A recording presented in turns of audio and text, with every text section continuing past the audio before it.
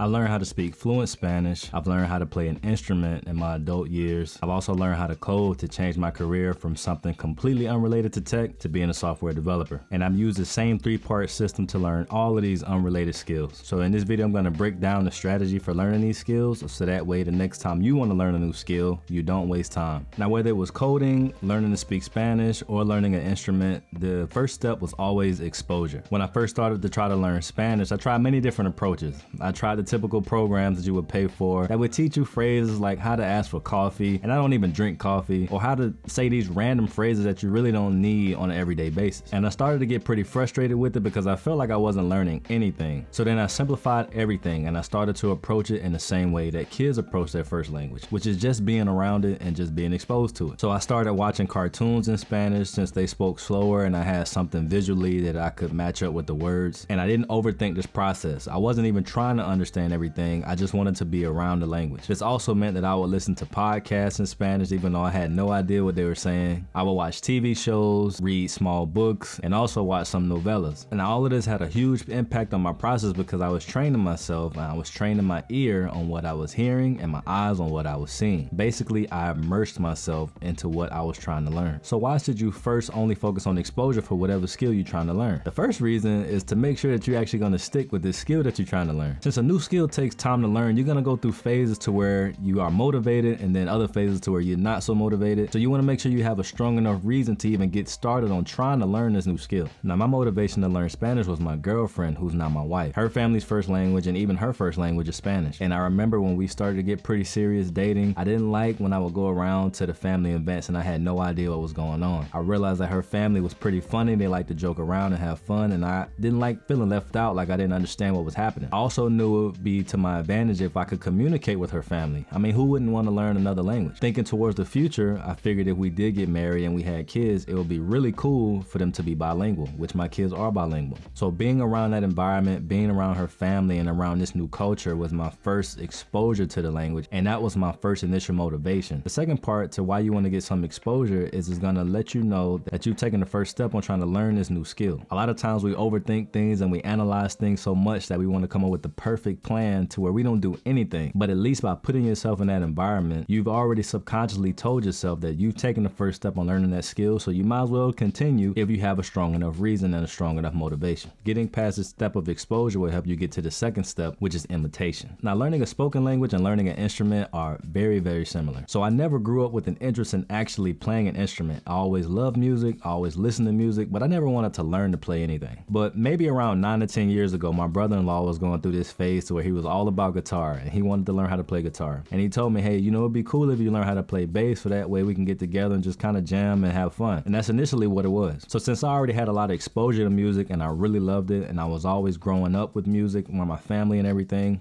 I figured why not. So I remember like yesterday, I went to Guitar Center and I got Ibanez acoustic electric bass. And I got a cable to connect it to a stereo system. I didn't have an amp. I didn't have anything special at all. I took the lowest barrier of entry into learning how to play bass. So I got the bass home and I had no idea where to start. So I looked at some YouTube videos to at least just understand how to make sound on the bass. And I found one of my favorite channels of all time when it comes to bass, Scott's Bass Lessons. And he got me through a lot of days to where I wanted to quit playing bass because it was so difficult. So as I started to get better with just making sounds on the bass, I started to look at videos that talked about like music theory, scales and arpeggios and things like that. And I hated it. I had no idea what it was talking about and I had no idea how to use it. So I didn't really have a solid practice routine, but then I found what really worked for me, and that was imitating. So I will find songs that I like, very simple songs.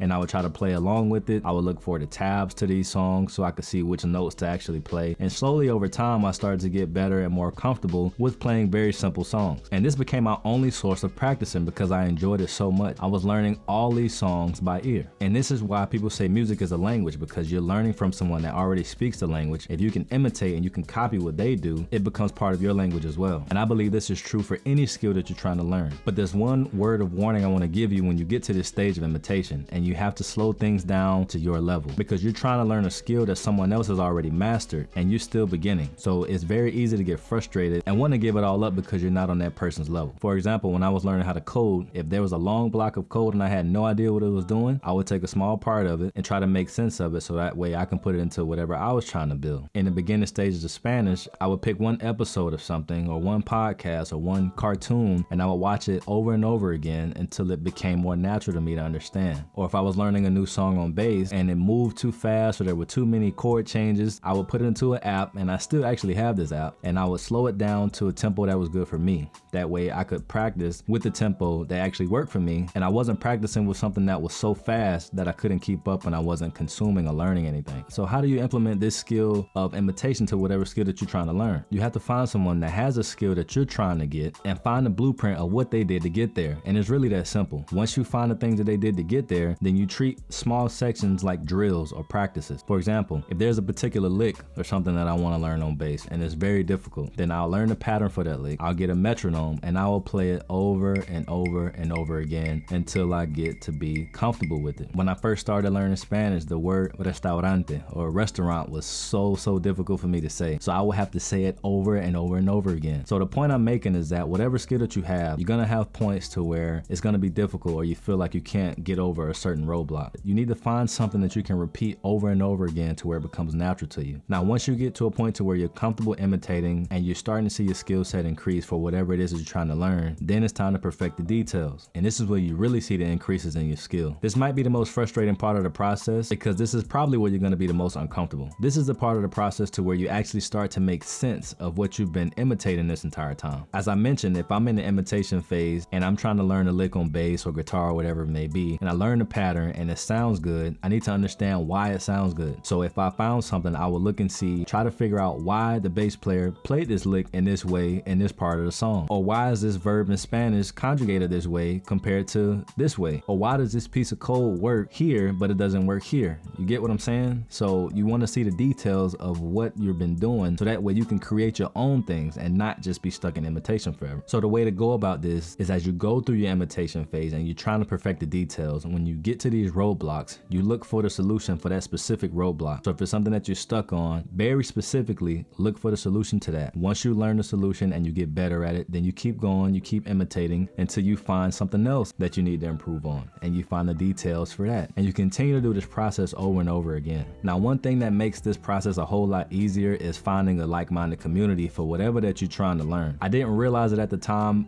but I ended up in some kind of group every time I was trying to learn a new skill. From language learning to coding to music, I was always in some kind of group somewhere. Like for bass, I was always on talkbass.com. If you play bass, then you know exactly what I mean. For learning to code, I was on certain message boards. For learning Spanish, I was on subreddits. I always found myself in some kind of group of people that had the same goals as I did. This is super beneficial because you can see how other people are approaching the goal. You get tips, you get advice, and you just don't feel alone because teaching yourself any skill is a very lonely process. So anytime you can be around other people, it'll help to keep you motivated and help to keep you disciplined on whatever you're trying to learn. So these are the steps that I always follow for any new skill that I'm trying to learn. And I've given you an example of 3 completely unrelated skills that I've used the same process on to gain a lot of success with. So it worked wonders for me and I hope it's helpful for you. Bueno, esto es lo que tengo para este video. Nos vemos en el próximo.